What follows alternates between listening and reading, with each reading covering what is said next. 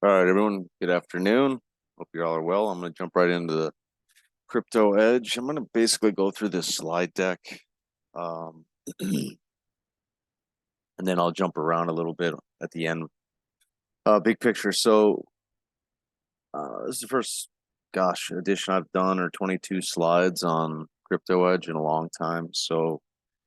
I did intermediate term support and resistance levels. Kind of speaks for themselves. I'll get into it on the charts. The cycle work is pretty interesting. Um, you guys have followed me for a long time that know the monthly cycles are pretty amazing in crypto in general. So when you're looking at BTC, Ethereum, they've really nailed the bigger moves and the bigger waves going back since I've really followed the market since 2015. And most recently here, the start of this new bull market, we came into 2020, basically was at the bottom of the wave here. I'm going to get the pen out.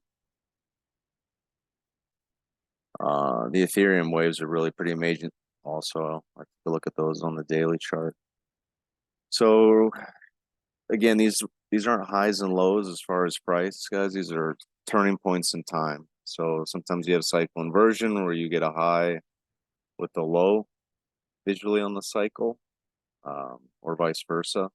So again, they're not points in. These aren't highs and lows. These are about turning points in time. So I've talked about that a lot. But when we broke out here through 15,000, it was really 12,000 and 15,000. We had an 8-month run into this intermediate term wave.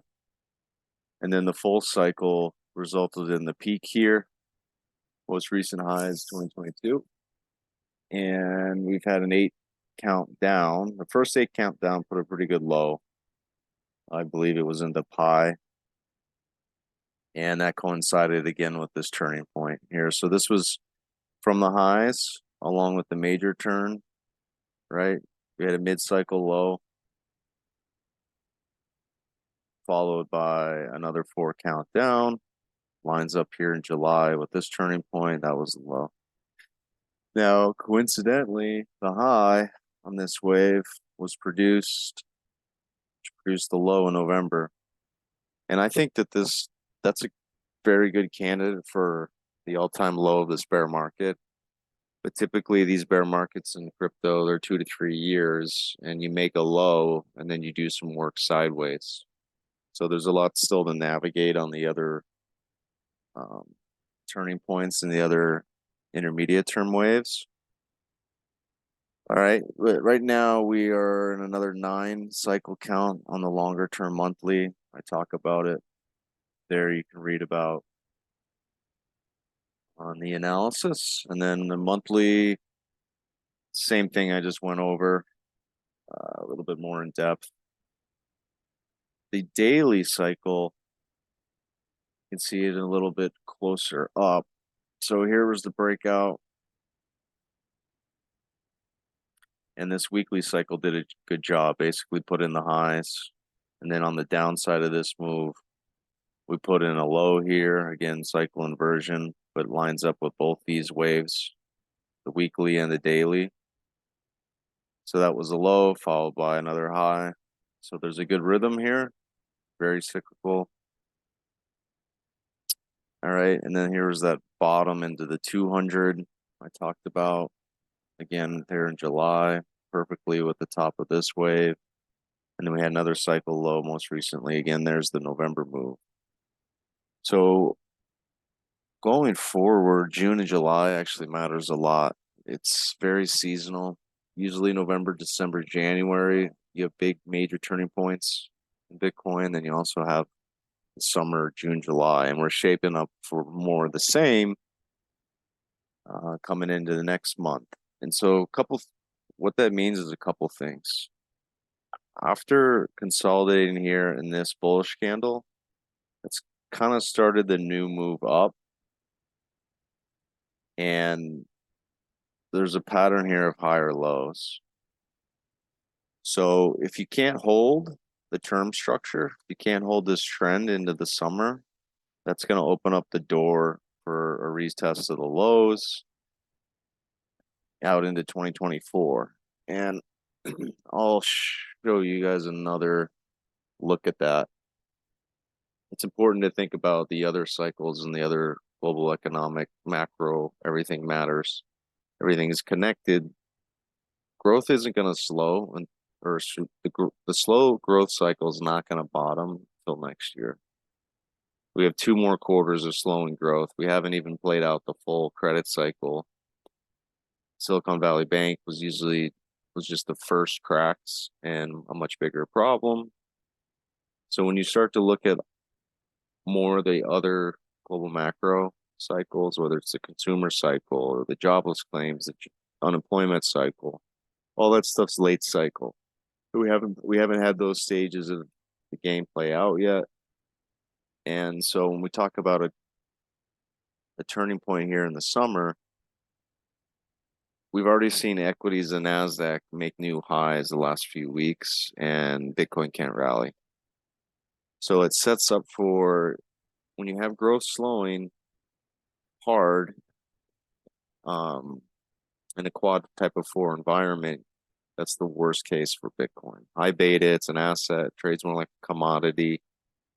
You're going to have strong dollar, and the riskier, higher beta stuff gets hit. So that's why Bitcoin always struggles in the growth slowing environment. And if that doesn't turn until next year, the odds that you break out into new highs on this cycle here in the summer is pretty low. So the probability is, yeah, if you can make a higher low, there's a chance, I guess, you would rally back into this wave.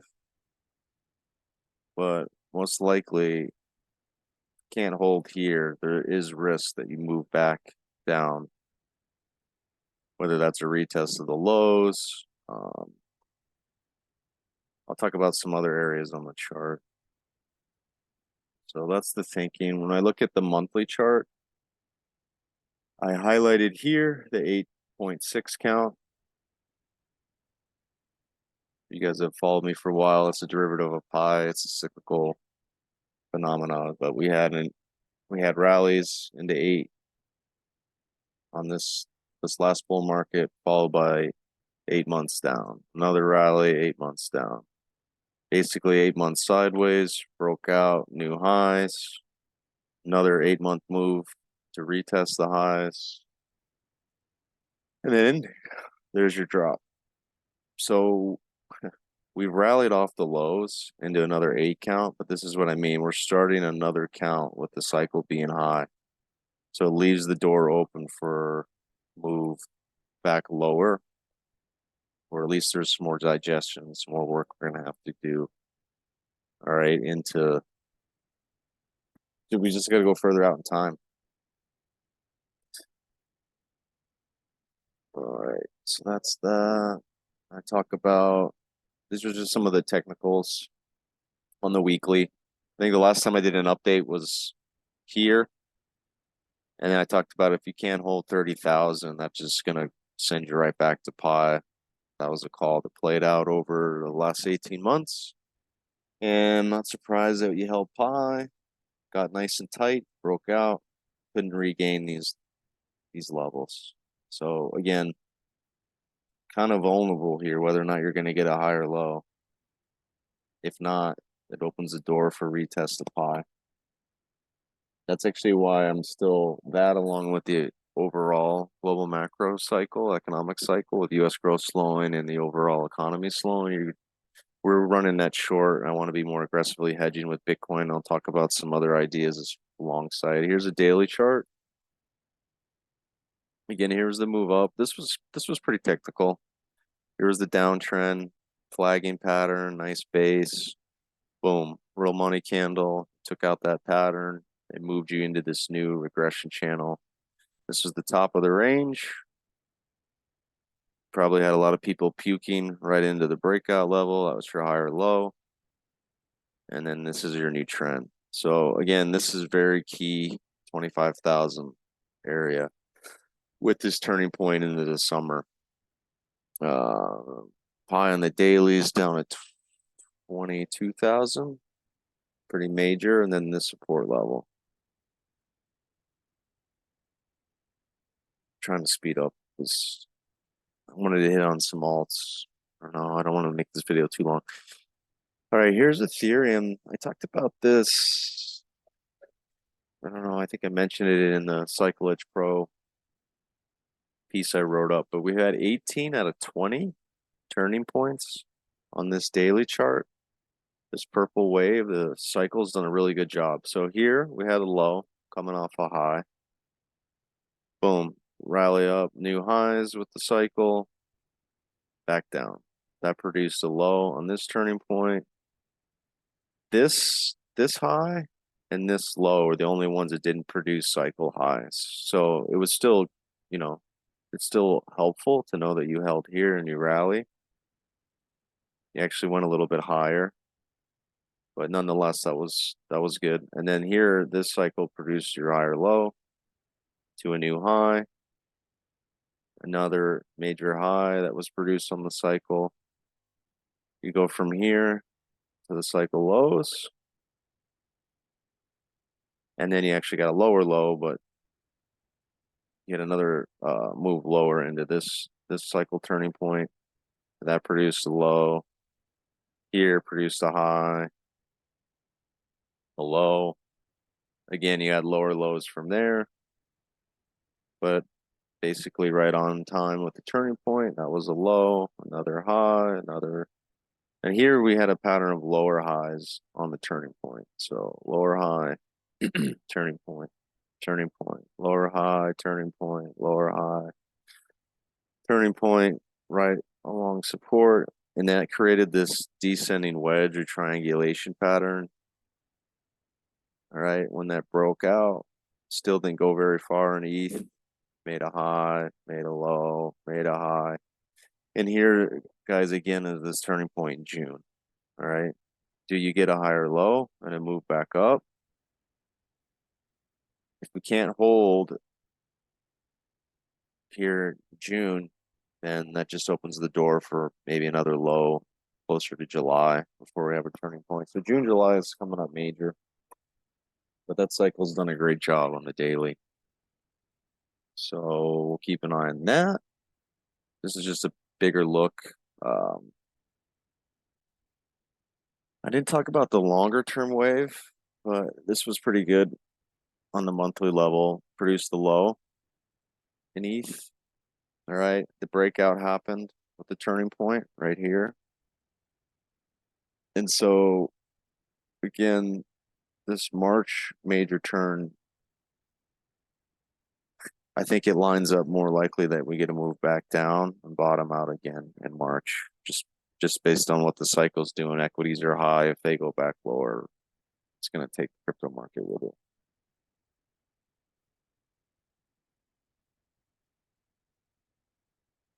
All right, it did some work. I was looking for some pairs trades. So right now we're playing BTC on the short side, hedging some of the longer term book on Ethereum, which is small. And then I'm starting to pick my spots on like Cardano, Uniswap was interesting, Solana. And there's not a ton of names right now because we've been pretty bearish risk and just want to be net short crypto until the cycle plays out. So I was looking for other things that you could play against your Ethereum long or some of the other positions. But Ripple's actually tends to stick out. So even if you wanted to be net long Bitcoin, guys, you could play Ripple short. Ripple line here. This was Ethereum. So kind of just playing the spreads off of each other. But up here, Ripple was rich. Ripple's rich, sticking out again if you want to short it. And to me, again, I think ETH's better buy. So I like being long in Ethereum and still playing hedges or Bitcoin on the short side.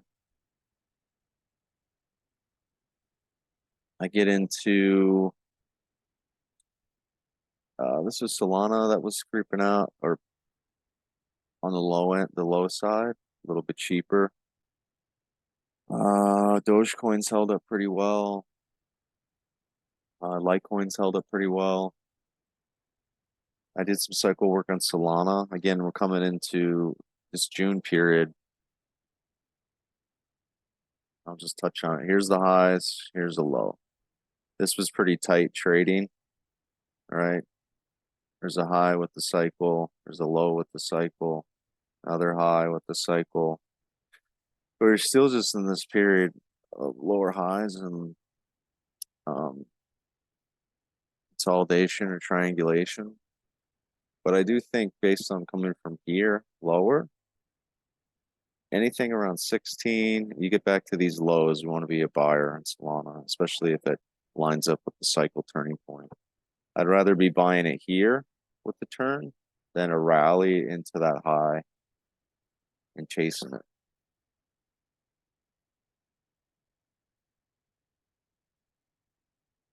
Oh, Binance, another one of my favorites.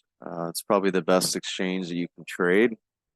Coinbase has been a disaster, their stock.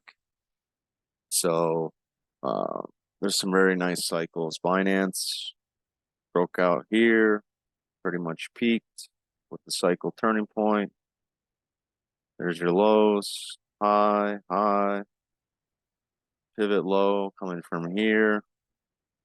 Another cycle high, low. This didn't line up that great. There's your cycle high, cycle low.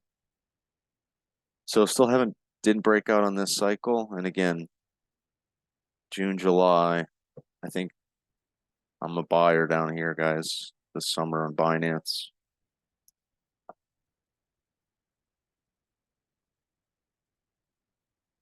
Here's the weekly in Binance. Again, more consolidation.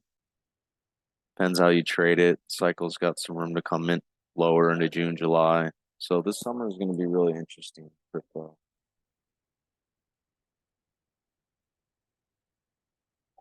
Here's the daily chart.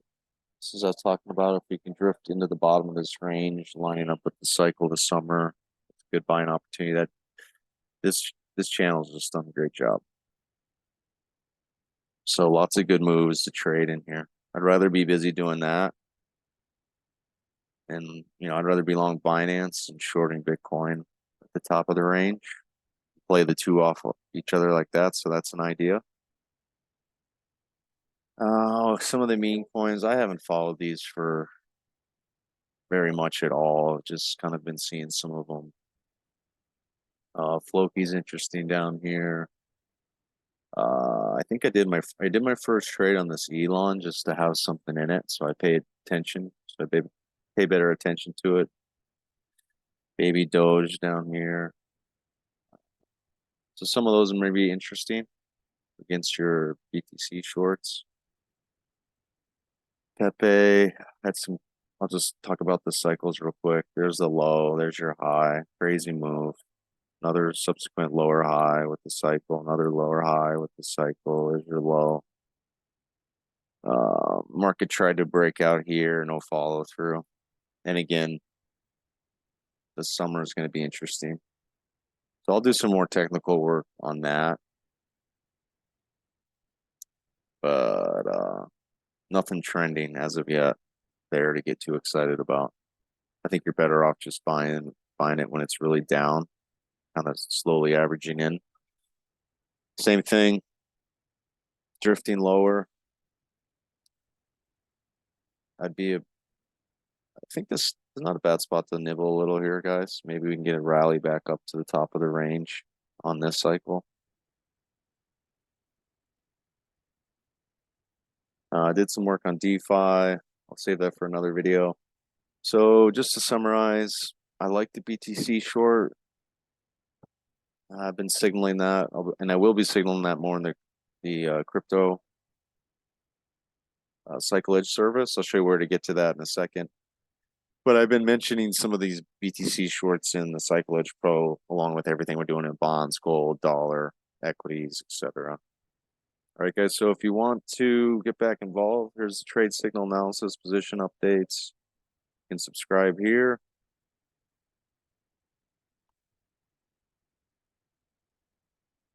I'm logged into the account, but it'll take you to our trading services page, CycleEdge, Capital.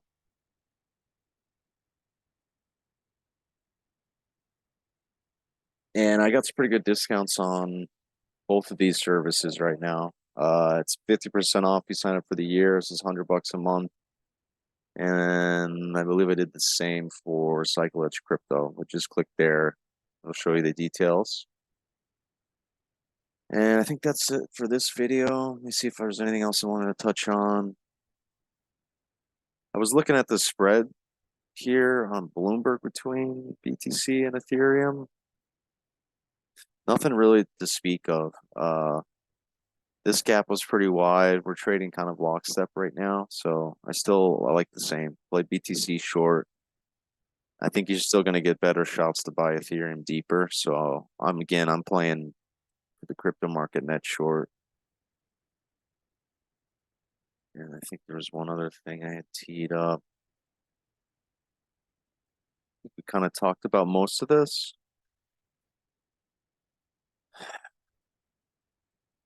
Just keep an eye here, guys, on Pi. I guess the biggest takeaway, are we going to hold this area this summer or not? If you don't, it opens up the door for a retest of Pi, maybe even this low. If you want to go out further,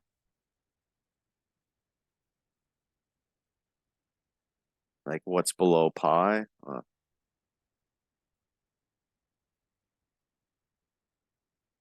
we start talking about these levels you broke out from 15,000, 12,000. That would be the next big spot. I don't want to touch too much on that until we see how we play out in the summer. But if we start to have to address that, you break those levels. Obviously, we'll be updating that in the crypto chat. All right, everybody. Good talking to you. It's nice to be back in the game on some of this. We've been pretty busy in bonds today. So I'll get this out and talk more later in the week.